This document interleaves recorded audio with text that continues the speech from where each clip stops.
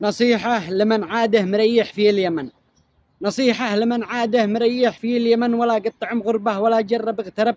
معه قوت يومه وفر الخبز واللبن، ولو عاش في خيمة على النار والحطب. يقنبر مكانه ساعة الضيق والوهن، ولا يستمع رأيه على ساعة الغضب. ما دام متعافي في الروح والبدن، يشوف أي شغلة لا ملامه ولا عتب. ولا يرهن المنزل ولا الباص والسكن، ولا يستلف درهم ولا يشقف الذهب. نصيحة مجرب ذاق من واقع الزمن، ولا تسألوا إنسان لا شاف أو جرب.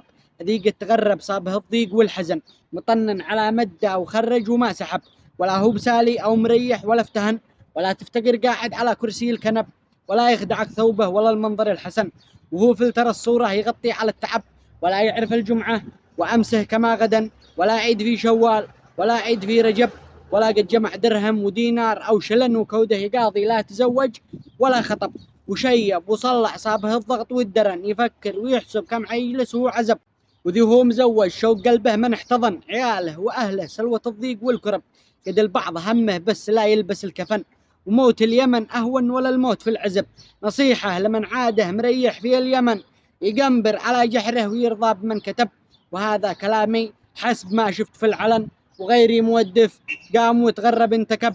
فلا سامح اللي سبب الحرب والفتن، ولا سامح اللي كان في غربتي سبب. وسلامتكم.